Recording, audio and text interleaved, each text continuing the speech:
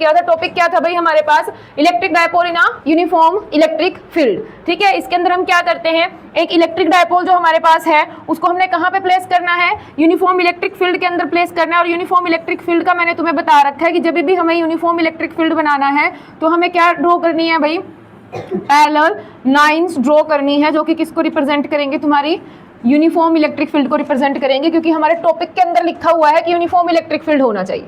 ठीक है, तो ये हमने एक यूनिफॉर्म इलेक्ट्रिक फील्ड ड्रॉ किया है और इसको हमने सिंबल दे दिया कि वेक्टर ई से इसको रिप्रेजेंट कर रहे हैं। जैसे ही मैंने यहाँ पे यूनिफॉर्म इलेक्ट्रिक फील्ड बनाया है, इतना तुम्हें समझ आ गया कि यहाँ पे कहीं ना कहीं पॉजिटिव चार्ज रहा होगा, जिससे ये इलेक्ट्रिक फील्ड लाइंस क्या हुई हैं, स्टार्ट हुई हैं। और इधर कहीं क्या गया होगा भाई, नेगेटिव चार्ज होगा, जिसकी तरफ ये इलेक्ट्रिक फील्ड लाइंस क्या कर रही है, मूव कर रही है, क्योंकि according to the properties of electric field line it always starts from the positive charge and goes towards the negative charge, या फिर ends at the negative charge. ठीक है, ये यूनिफॉर्म इलेक्ट्रिक फील्ड हमने बनाया, इसके अंदर हमने क्या रख देना है भाई, एक डायपोल रख देना है। इसके अंदर क्या रख देना है, डायपोल रख देना है। डायपोल क्या होता है भाई, एक सिस्टम होता है जिसके पास कितने चार्जेस होते हैं, two equal and opposite charges होते हैं। एक माइनस क्यू रख दिया और एक क्या रख दिया, प्लस क्यू रख दिया, separated by a distance of 2a। ठीक है, इसकी डायपोल मोमेंट होगी जो कहां जाएगी, आपकी नेगेटिव से पॉजिटिव की तरफ, नेगेटिव चार्ज से पॉजिटिव चार्ज की तरफ इसकी डायपोल मोमेंट है, जो कि वेक्टर p से रिप्रेजेंट की जा रही है। ठीक है, अब हम यहाँ पे क्या बता देंगे कि जो इलेक्ट्रिक फील्ड है और ये डायपोल मोमेंट है, इन दोनों के बीच का एंगल हमें स्पेसिफाई करना है कि सपोज यहाँ पे जो एंगल बन रहा है वो कितना एंगल बना दिया भाई, थीटा एंगल पे एक दूसरे के साथ यहाँ पे है। ये dipole moment and electric field both are vector quantities, और उनके बीच का जो एंगल है वो कितना है, थीटा बना दिया। अब अगर ये एंगल थीटा बना है तो ऑटोमेटिकली इस एंगल को भी मैं क्या बोल सकती हूँ, थीटा बोल सकती हूँ। ठीक है, क्यों बनाया है इसको, क्योंकि मुझे जरूरत पड़ने वाली है, इसलिए मैंने पहले ही बता दिया। अब कि यहाँ पे क्या हो गया, ये कौन से एंगल बन गए, हमारे ऑल्टरनेट एंगल बन गए, इसलिए ये थीटा है तो ये भी एंगल क्या हो गया, यहाँ पे थीटा हो गया।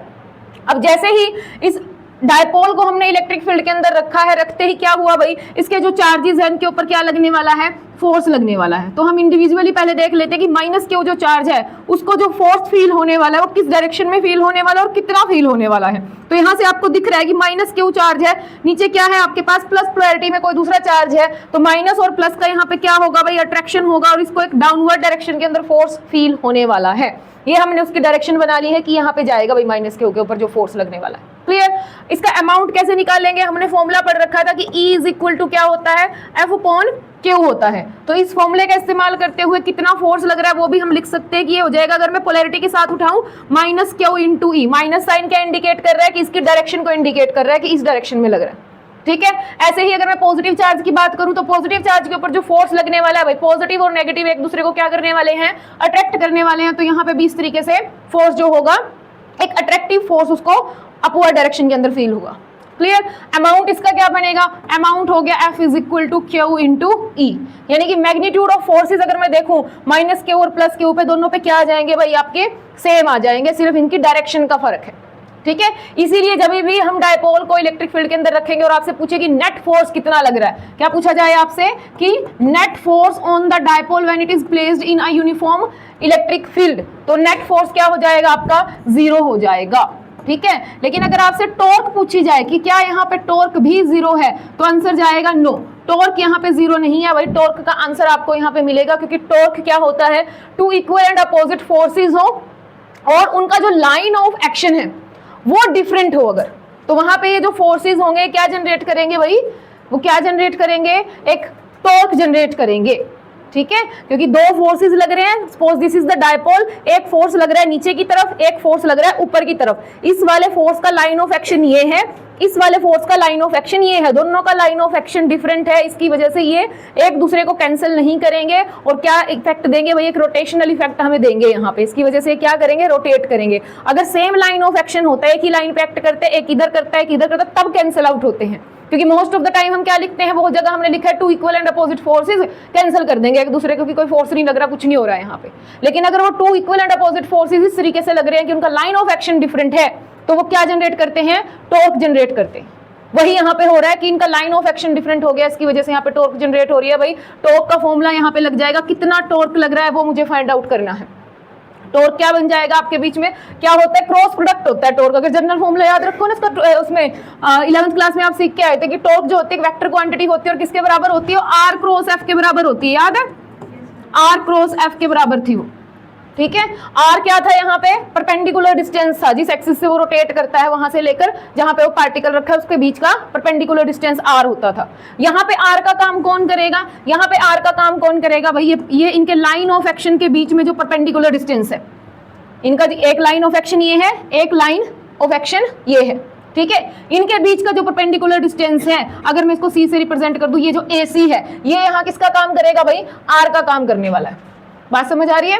तो यहाँ पे आप क्या करोगे, वैल्यूज पुट करोगे आर की, और किसकी वैल्यू पुट करोगे आप, एफ की वैल्यू पुट करोगे, ठीक है। तो यहाँ पे टॉर्क का फॉर्मूला क्या बन जाएगा, perpendicular distance between the line of action of forces multiply by either force, दोनों में से कोई सा मर्जी फोर्स उठा लो, उसका मैग्नीट्यूड की अगर मैं बात करूं तो ऐसा रहेगा, ठीक है। तो परपेंडिकुलर डिस्टेंस की वैल्यू मुझे यहाँ दिख नहीं रही, तो यहाँ पे हम क्या करेंगे भाई, AC की वैल्यू निकालने के लिए हम इस ट्रायंगल का इस्तेमाल करते हैं। ट्रायंगल कौन सी भाई, ट्रायंगल ABC। यहाँ पे हम क्या करेंगे, पंडित भद्री प्रसाद हर हर बोले, क्या वैल्यू है मेरे पास, ये हाइपोटेन्यूज की वैल्यू है, मुझे किस चीज की वैल्यू चाहिए, परपेंडिकुलर की वैल्यू चाहिए, ठीक है। तो हाइपोटेन्यूज और परपेंडिकुलर वाला कौन सा बनता है हमारे पास, साइन थीटा, यानी कि परपेंडिकुलर अपॉन हाइपोटेन्यूज, कौन है perpendicular, AC divide by AB is equal to क्या हो जाएगा आपके पास, साइन थीटा हो जाएगा। यहां से AC की वैल्यू आपने निकाली, that is AB sine theta. तो सिंपली आपको क्या कर देना है, टॉर्क का जो फॉर्मूला है आपके पास और जो वैल्यूज आपके पास है वहां पे पुट कर दोगे। परपेंडिकुलर डिस्टेंस की वैल्यू, परपेंडिकुलर डिस्टेंस पहले है क्या, AC इंटू यहाँ पे क्या कर दोगे आप F। AC की वैल्यू कितनी आई, AB साइन थीटा इंटू क्या हो गया आपका F। AB की वैल्यू कितनी है, AB क्या है, लेंथ ऑफ द डायपोल है ना, AB क्या है आपके पास, लेंथ ऑफ द डायपोल है, इसकी वैल्यू कितनी है भाई आपके पास 2a इसकी वैल्यू है। तो यहाँ पे आप रख दोगे 2a sine theta into F की वैल्यू क्या चल रही है भाई, मैग्नीट्यूड की अगर हम बात करें Q इंटू E चल रही है, ठीक है। तो यहाँ पे आपके पास Q इंटू 2a क्या होता है, डायपोल मोमेंट होती है, तो आप इसको ऐसे लिख सकते हो PE साइन थीटा, ठीक है। ये आपके पास आ गया भाई टॉर्क। अगर वेक्टर फॉर्म में आप इसको रिप्रेजेंट करना चाहो तो वेक्टर फॉर्म में आप इसको कैसे रिप्रेजेंट करोगे, vector tau is equal to vector P cross vector E। यहाँ पे ऑर्डर ध्यान रखना भाई, क्रॉस प्रोडक्ट के अंदर ऑर्डर बहुत मैटर करता है। आप P का E के साथ क्रॉस कर रहे हो या फिर E का P के साथ कर रहे हो, ठीक है। ध्यान रहेगा क्या होता है, P क्रॉस E होता है अगर आप इसको क्रॉस प्रोडक्ट के अंदर रिप्रेजेंट कर रहे हो तो। So this is torque tau P cross E। Direction क्या बनेगी, perpendicular to both, perpendicular to both P and E, इन दोनों के परपेंडिकुलर जाएगी। वेक्टर P की जो डायरेक्शन होगी, वेक्टर E की जो डायरेक्शन होगी, इन दोनों के परपेंडिकुलर आपकी क्या जाने वाली है, टॉर्क जाने वाली है। क्लियर। उसके बाद आपने थोड़े से स्पेशल केसेस देख लेने हैं कि थीटा की वैल्यू क्या रखें जिससे आपका टॉर्क मिनिमम मैक्सिमम ये चीज आ जाए, ठीक है। स्टेबल इक्विलिब्रियम की एक कंडीशन आती है, हमने कल भी डिस्कस किया था उसको, क्या होता है स्टेबल इक्विलिब्रियम। टॉर्क की वैल्यू लिख लो, कितनी आई है हमारे पास, PE साइन थीटा आई है, ठीक है। तो यहाँ पे कुछ कंडीशंस आप चेक कर सकते हो कि if theta is equal to क्या हो जाए आपका 0। अगर थीटा 0 हो जाएगा तो टाउ की वैल्यू क्या हो जाएगी भाई 0, क्योंकि साइन 0 क्या होता है 0। इस कंडीशन को आप क्या बोलते हो, इस कंडीशन को आप क्या बोलते हो, स्टेबल इक्विलिब्रियम की कंडीशन बोलते हो। क्यों बोलते हो स्टेबल इक्विलिब्रियम की कंडीशन इसको, क्योंकि इस कंडीशन के अंदर थीटा 0 होने का मतलब क्या है कि जिस डायरेक्शन में आपका डायपोल मोमेंट जा रहा है उसी डायरेक्शन के अंदर आपका क्या है भाई इलेक्ट्रिक फील्ड है, दोनों एक ही डायरेक्शन के अंदर क्या हो गए हैं, अलाइन हो गए हैं। जो एक्सटर्नल इलेक्ट्रिक फील्ड ये है, ये यही चाहता है कि ये डायपोल जो है रोटेट होके उसकी डायपोल मोमेंट इलेक्ट्रिक फील्ड के साथ क्या हो जाए, अलाइन हो जाए। तो अगर ऐसा हो गया तो थीटा 0 पे ये चीज हो रही है, स्टेबल हो गया, उसके बाद इसके ऊपर यहाँ पे कोई टॉर्क नहीं लगने वाली, फिर इसको घुमाने की कोशिश ये नहीं करेगा, यहाँ आराम से बैठ जाएगा, ठीक है। ये स्टेबल इक्विलिब्रियम की कंडीशन होती है। सेकंड आपके पास क्या हो जाए, थीटा इज इक्वल टू क्या हो जाए भाई आपका 90 डिग्री। अगर थीटा आपके पास 90 है, थीटा 90 का मतलब क्या हो रहा है कि इलेक्ट्रिक फील्ड के बीच में और डायपोल मोमेंट के बीच में जो एंगल बन रहा है, ठीक है, ये इलेक्ट्रिक फील्ड अगर आपका जा रहा है और डायपोल मोमेंट कुछ इस डायरेक्शन में है, दोनों एक दूसरे के क्या जा रहे हैं 90 डिग्री का एंगल बना रहे हैं, तो मैक्सिमम टॉर्क एक्ट करेगी, क्योंकि साइन 90 की वैल्यू क्या होती है मैक्सिमम, तो टॉर्क की वैल्यू आपकी कितनी आ जाएगी भाई PE आ जाएगी। मैक्सिमम जो टॉर्क है उस टाइम एक्ट करेगी जब डायपोल 90 डिग्री का एंगल, डायपोल मोमेंट 90 डिग्री का एंगल बना रही है, किसके साथ, इलेक्ट्रिक फील्ड इंटेंसिटी की जो डायरेक्शन है उसके साथ। क्लियर। उसके बाद एक लास्ट केस हमने डिस्कस किया था कि अगर थीटा की वैल्यू क्या हो जाए हमारे पास यस अगर थीटा की वैल्यू 180 हो जाए तो भी हमारा टॉर्क क्या हो जाता है भाई, जीरो हो जाता है, बिकॉज साइन 180 भी क्या होता है आपके पास, जीरो होता है। लेकिन इस कंडीशन को हम स्टेबल इक्विलिब्रियम नहीं, इसको तो स्टेबल इक्विलिब्रियम बोलेंगे, लेकिन ये जो वाली आई है जहां पे दोबारा से टॉर्क जीरो हो गया है, इसको हम क्या नहीं बोलेंगे भाई, अब की बार स्टेबल इक्विलिब्रियम नहीं बोलेंगे, ठीक है। इसको कौन सा इक्विलिब्रियम बोलेंगे, अनस्टेबल इक्विलिब्रियम। कौन सा है ये, अनस्टेबल अनस्टेबल क्यों बोलेंगे इसको, क्योंकि इलेक्ट्रिक फील्ड इस डायरेक्शन में जा रहा है और डायपोल मोमेंट ने जो डायरेक्शन है वो उसकी ये बनी हुई है, ठीक है। तो मैंने इसको कल भी एक्सप्लेन किया था आप लोगों को कि कुछ इस तरीके से रखा है, जहां पे आपका नेगेटिव चार्ज है उसके पास डायपोल का क्या रखा है, नेगेटिव, और जहां पे आपका पॉजिटिव चार्ज से जिसकी आपकी इलेक्ट्रिक फील्ड की स्टार्टिंग हो रही है वहीं पे आपका क्या रखा हुआ है भाई, पॉजिटिव रखा हुआ है। ये चीज है, नेगेटिव टू पॉजिटिव आपका ये डायपोल मोमेंट है और ये आपका इलेक्ट्रिक फील्ड है, तो दोनों में एंगल 180 का बन रहा है यहाँ पे। तो इसको अनस्टेबल क्यों बोला कि हल्का सा भी फ्लक्चुएशन आया तो ये पॉजिटिव, नीचे वाला पॉजिटिव इस पॉजिटिव को इतना रिपेल करेगा कि ये जाके स्टेबल इक्विलिब्रियम में जाके खड़ा हो जाए, एक फट से टॉर्क लगने वाली है इसके ऊपर, क्योंकि पॉजिटिव एक दूसरे को क्या करते हैं यहाँ पे, रिपेल करते हैं उसकी वजह से। तो इसके ऊपर एक कंडीशन लगने वाली है, इसके ऊपर एक फोर्स लगने वाला है जिसकी वजह से क्या हो जाएगा भाई, ये रिपेल करेगा। ऐसे ही यहाँ पे से चेक कर सकते हो, नेगेटिव के पास बैठा हुआ है, हल्का सा भी फ्लक्चुएशन हुआ है यहाँ पे, अभी तो क्या हो रहा है कि इसका फोर्स और इसका फोर्स एक दूसरे को कैंसिल आउट कर रहे हैं, लेकिन हल्का सा भी फ्लक्चुएशन अगर यहाँ पे मिलता है आपको तो ये नेगेटिव एक दूसरे को रिपेल करेगा और ये अपनी स्टेबल इक्विलिब्रियम वाली कंडीशन को अटेन करने की कोशिश करेगा, क्योंकि जो नेगेटिव है वो नेगेटिव के पास नहीं रहना चाहता, वो चाहता है कि मैं पॉजिटिव के पास रहूं, और ऐसे ही पॉजिटिव चाहता है कि मैं किसके पास रहूं, नेगेटिव के पास। तो ये आपका बड़ा ही इंटरेस्टिंग और प्यारा सा टॉपिक था भाई, electric dipole in uniform electric field, जिसका जो रिजल्ट आपके पास आया है आप दो तरीके से याद रख सकते हो, पी क्रॉस ई और पी ई साइन थीटा। बहुत इंपॉर्टेंट है, इसकी डेरिवेशन भी डायरेक्ट आपको देखने को मिल सकती है कि ड्राइव ही आ जाए कि ड्राइव कीजिए कितना टॉर्क एक्ट करता है, या फिर आपको न्यूमेरिकल यहाँ से देखने को मिल सकते हैं। आपके जितने भी जो स्कूल्स में टेस्ट वेस्ट चलते हैं, पीरियोडिक्स होते हैं जो भी, उसके हिसाब से भी इंपॉर्टेंट है, वैसे भी इंपॉर्टेंट है। बहुत अच्छा टॉपिक है ये, ज्यादा कोई तामझाम इसके अंदर है नहीं, सिंपल सी कैलकुलेशन है, सिर्फ टॉर्क का फॉर्मूला याद रखना है, डायग्राम से देखकर वैल्यूज चिपकानी है यहाँ पे और कुछ नहीं, रिजल्ट तुम्हारे सामने आने वाला है, ठीक है। बस ये चीज थोड़ा सा आपको याद होनी चाहिए, क्योंकि अगर न्यूमेरिकल आ गया तो आपको जरूरत पड़ने वाली है फॉर्मूला की, ठीक है। अब जो नेक्स्ट टॉपिक आपके पास है भाई वो क्या है, सेम ही टॉपिक है, electric dipole in uniform electric field, ठीक है। कंडीशन वही है, अभी भी आपका जो डायपोल है वो कहां पे रखा हुआ है भाई, यूनिफॉर्म इलेक्ट्रिक फील्ड के ही अंदर रखा है। लास्ट टॉपिक के अंदर हमने उसके ऊपर कितनी टॉर्क एक्ट कर रही है वो फाइंड आउट किया था, लेकिन अब की बार मुझे ये निकालना है कि कितनी पोटेंशियल एनर्जी उसके अंदर स्टोर हो रही है। क्या फाइंड आउट करना है, potential energy stored in electric dipole when it is placed in a uniform electric field। Last topic में क्या किया था, torque acting on a electric dipole when it is placed in a uniform electric field, ठीक है। Dipole वहीं पे रखा हुआ है, एक बारी हमने देखा कि कितना टॉर्क एक्ट करेगा, अब हम चेक करेंगे कि क्या कोई पोटेंशियल एनर्जी भी है जो उसके अंदर स्टोर होने वाली है।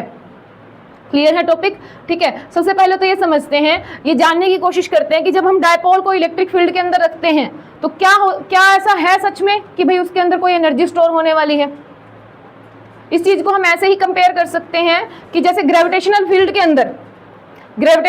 अंदर अगर मैं किसी मास को रखती हूँ, ठीक है, जैसे अर्थ से थोड़ा सा डिस्टेंस पे मैंने इस पेन को रख दिया, अगर मैं इसको छोड़ दूं तो ये पेन क्या करेगा, नीचे जाएगा। कोई इंजन लगा है इसके अंदर जो अपने आप नीचे चला जाएगा, क्यों चला है, चलने के लिए तो एनर्जी चाहिए होती है, इसके पास एनर्जी कहाँ से आ गई, अगर मैं इसको छोड़ दूं ये नीचे जाएगा, ठीक है। कोई इसके अंदर मैंने कोई इंजन फिट नहीं किया, कोई मशीन नहीं है, कोई कुछ नहीं है इसके अंदर, तो नीचे चलने की पावर जो है इसके अंदर है, तो एक जो बोलते हैं निर्जीव वस्तु है ना, तो इसके पास चलने की एबिलिटी आ कहाँ से गई, क्योंकि इसके अंदर क्या है, मास है, ठीक है, और हमने इसको कहाँ पे रखा है, ग्रेविटेशनल फील्ड के अंदर रख दिया। तो जब हम ग्रेविटेशनल फील्ड के अंदर किसी मास को रखते हैं, क्योंकि ग्रेविटेशनल जो फोर्स है मासेस पे एक्ट करता है ना, तो उस मास के अंदर क्या स्टोर हो जाता है, पोटेंशियल एनर्जी स्टोर हो जाती है, जो in the form of kinetic energy convert हो जाएगी। जैसे मैं इसको ड्रॉप करूंगी यहाँ से, यह अपने +1 क्लास में जब आपने ग्रेविटेशन वाला चैप्टर किया वहां पे आपने फाइंड आउट भी किया था कि जब हम ग्रेविटेशनल फील्ड के अंदर किसी ऑब्जेक्ट को रखते हैं at a distance r from the earth, हमने फाइंड आउट भी किया था कि कितनी पोटेंशियल एनर्जी स्टोर होती है।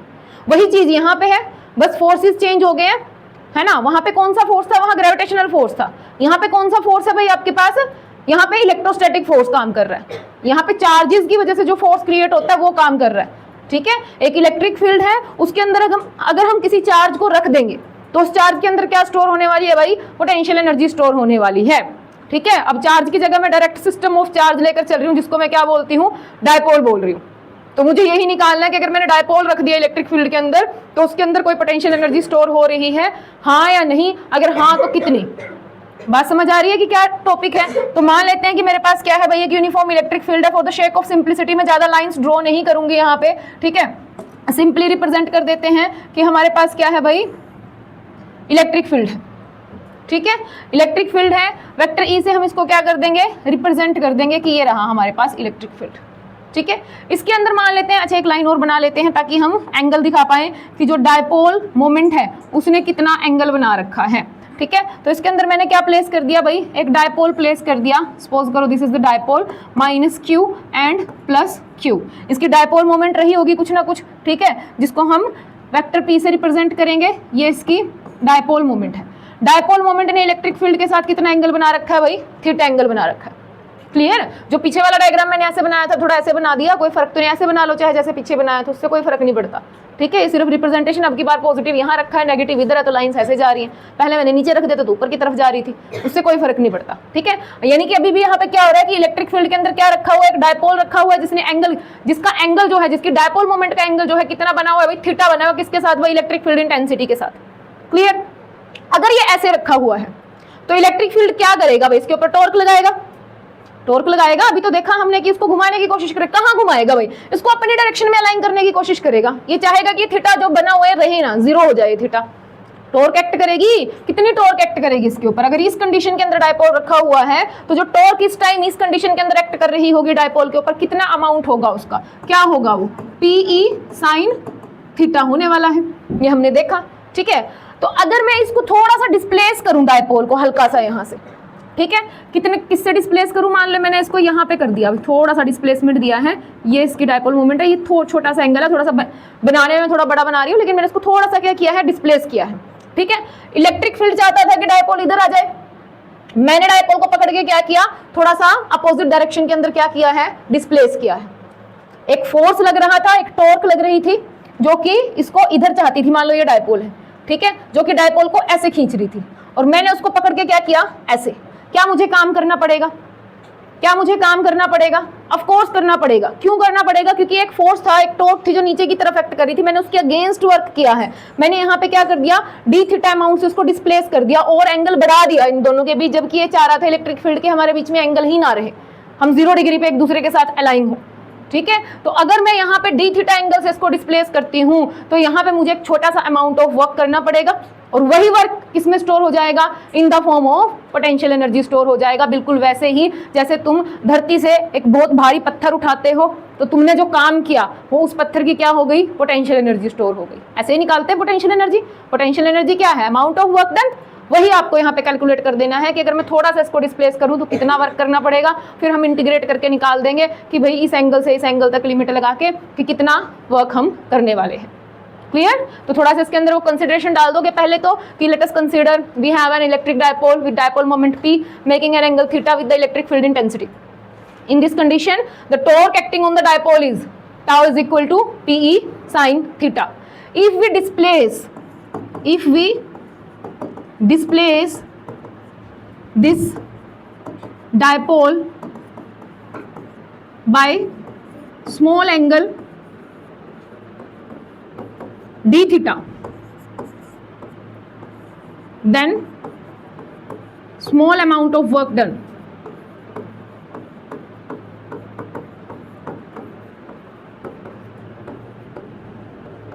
dw वर्क डन क्या होता है, जनरल फॉर्मूला जब हम ट्रांसलेटरी मोशन की बात करते हैं, यानी कि जब हम सीधी लाइन में जब मूव कर रहे हैं तो उस कंडीशन में हमारा जो वर्क होता है क्या, तो फोर्स और डिस्प्लेसमेंट का डॉट प्रोडक्ट होता है।